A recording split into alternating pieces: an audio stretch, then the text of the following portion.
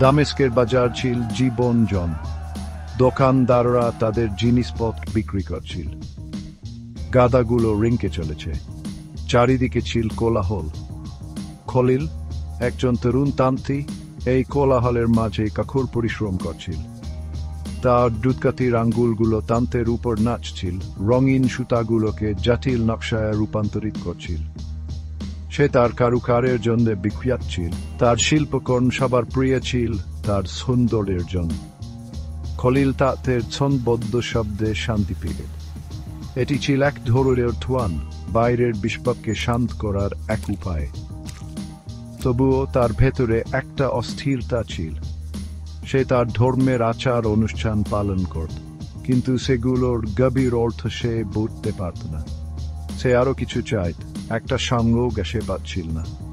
তার হৃদয় বোঝার জন্য ব্যাকুল ছিল। তার কাজের, তার জীবনের উদ্দেশ্য কি? জীবনের তাতে কি কোন বৃহত্তর নকশা বোনা হয়েছিল? এই প্রশ্নগুলো তার মনে ঘুরপাক খেত, এমন বাতাসে মশলার গন্ধ।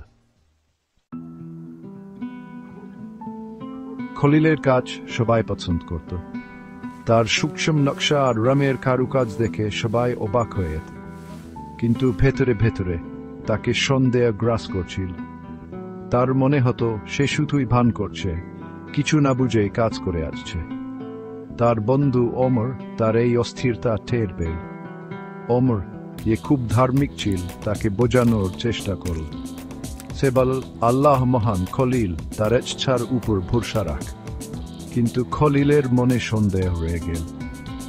চোখ বন্ধ করে বিশ্বাস করার চেয়ে তার বেশি কিছু চাই। তার খানের তৃষ্ণা ছিল নিজের বিশ্বাসগুলোকে আরো গভীরভাবে বুঝতে চাইত।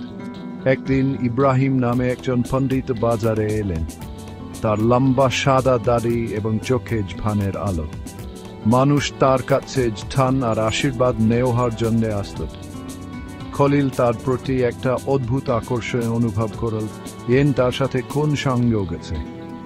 এই কি তবে তার প্রার্থনার উত্তর? ইব্রাহিম খলিলের দোকানের কাছে একটা ছোট্ট তাম্বু খাটালেন। লোকজন তার চারপাশে জাদু হলো, তার শিক্ষা শুনতে আগ্রহী। খলিল বিবা করছিল, কাছে এতে ভা পাচ্ছিল। সে দূর থেকে দেখছিল, তার বুক খুপুক করছিল। অবশেষে সে সাহস করে এগিয়ে গেল। সে ইব্রাহিমের কাছে গেল, তার গলা খুবই আস্তে। ফানি পণ্ডিত, সে বলল, আমি খুব চিন্তিত। আমি আল্লাহতে বিশ্বাস করি, কিন্তু আমার বুঝতে অসুবিধা হচ্ছে। ইব্রাহিমের চোখে স্নেহ ফুটে উঠল। বাবা, তিনি ইশারা করলেন, কথা বলি। খলিল তার মনের কথা পণ্ডিতকে বলল। সে তার সন্দেহ আর আল্লাহর সাথে ঘনিষ্ঠ সম্পর্কের আকাঙ্ক্ষার কথা বল। ইব্রাহিম ভগ্রিয় ধরে শুনলেন, তার চান স্থির এবং আশ্বস্ত করে দেওয়ার মত। খলিল কথা বলা শেষ করলে একটা গভীর নীরবতা ছড়িয়ে পড়ল। খলিল, তোমার ঈমান একটা খালির মতো। ইব্রাহিম ধীরে কিন্তু দাচ্ছসভরে বললেন, প্রতিটা সুতা তোমার বিশ্বাসের একটা অংশ, আর সব মিলিয়ে একটা সুন্দর জিনিস তৈরি করে। খলিল মন দিয়ে শুনছিল, তার চোখ উৎসুকতায় বড় হয়ে গেল। কিন্তু সে মাঝখানে বলল, আমি তো শুধু আলাদা আলাদা সুতা দেখতে পাচ্ছি। আমি পুরো নকশাটা এর পেছনের মানে বুঝতে চাই। ইব্রাহিম ধীরে মাথা নাড়লেন। জবানের জন্য তোমার এই আগ্রহ আল্লাহ পছন্দ করেন। তিনি চোখ বন্ধ করে বিশ্বাস করাকে না, বুদ্ধিমান মনের আকাঙ্ক্ষা চান। বোঝার রাস্তা, ইব্রাহিম বললেন, ইসলামের 5টি স্তম্ভে আছে। এগুলোই হল ভিত্তি, আর উপর আমাদের ঈমান গড়ে ওঠে। এই সুতাগুলোই যখন একসাথে বোনা হয়, তখন আল্লাহর ভালবাসা আর রহমতের বিশাল খালি দেখা। From Closes.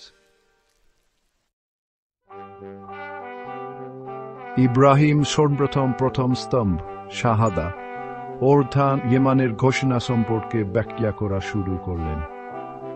আল্লাহ ছাড়া কোন উপাস্য নেই, আর মুহাম্মদ তার রাসূল, তিনি পাঠ করলেন। খলিল, এটাই আমাদের আস্থার কেন্দ্রবিন্দু। এটাই সেই সুতায়া দিয়ে বাকি সবকিছু জুড়ে আছে। এরপর তিনি দ্বিতীয় স্তম্ভ সালাত অর্থাৎ 5 ওয়াক্ত নামাজ সম্পর্কে বললেন।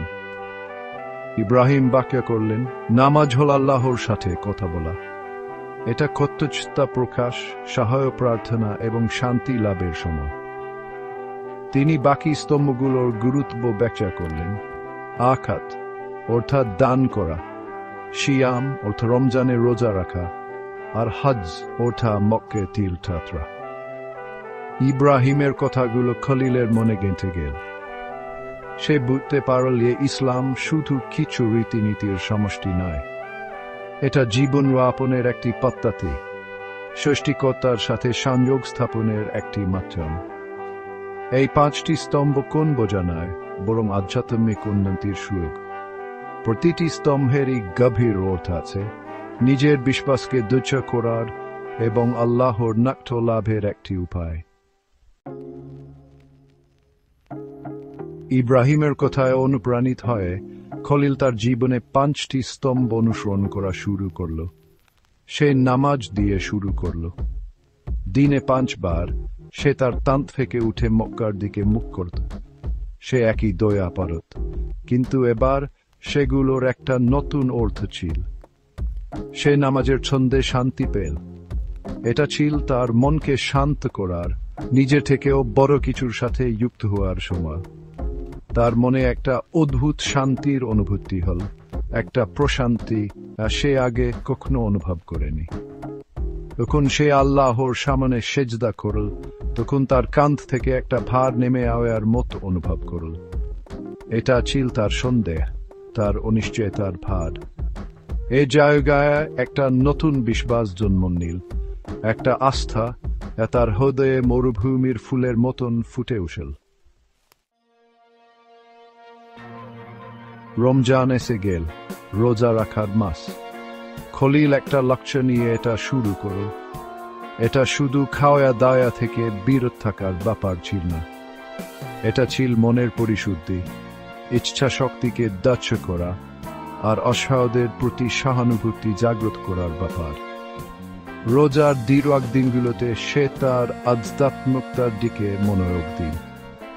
সে কোরআন পড়ল, এর শিক্ষাগুলো নিয়ে চিন্তা করল, আর দয়া ও উদারতার বার্তাগুলোকে জীবনে ধারণ করার চেষ্টা করল।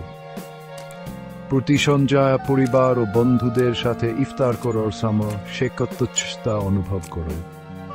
সে বুঝতে পারলে আসল ক্ষুধা শুধু শারীরিক না, এটা একটা সংযোগের, একটা লক্ষ্যের, আর পার্থিব জগতের বাইরের কিছুর আকাঙ্ক্ষা। খলিল যাকাত দেওয়া শুরু করলেন। তার উপার্জনের কিছু অংশ গরিব এবং অভাবীদের দান করলেন।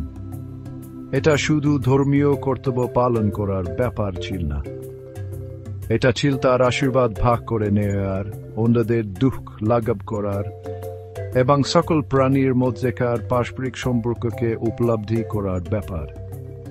দান করতে তার কর্মের প্রভাব দেখতে তিনি আনন্দ পেলেন। তিনি শিখলেন এই আসল সম্পদ কোন জিনিসপত্রে নয়, বরং তার সম্পর্কের গভীরতা এবং তার উদারতায়। প্রতিটি কর্মের সাথে সাথে খলিলের মন হালকা হয়ে উঠল।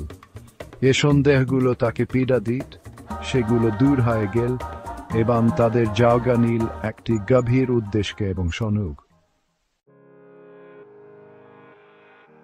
এক শুক্রবার খলিল উমাইয়া মসজিদে নামাজ পড়তে আসা লোকজনের ভিড়ে যোগ দিল।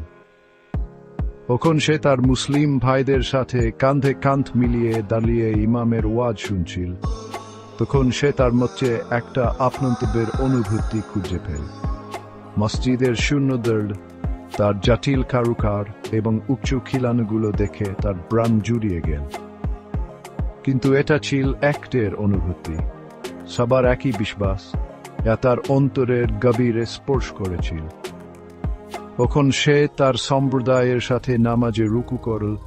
খলিল একটা গভীর প্রশান্তি তার মধ্যে ছড়িয়ে পড়তে অনুভব করল। সে নিজ বাড়িতে ফিরে পেয়েছে।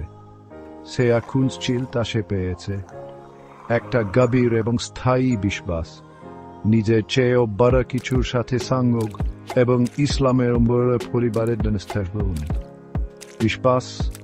বিশ্বাস এবং বোঝাপড়ার অন্বেষণের এই যাত্রা তাকে শান্তি এবং অনুগ্রহের এই মুহূর্তে নিয়ে এসেছে।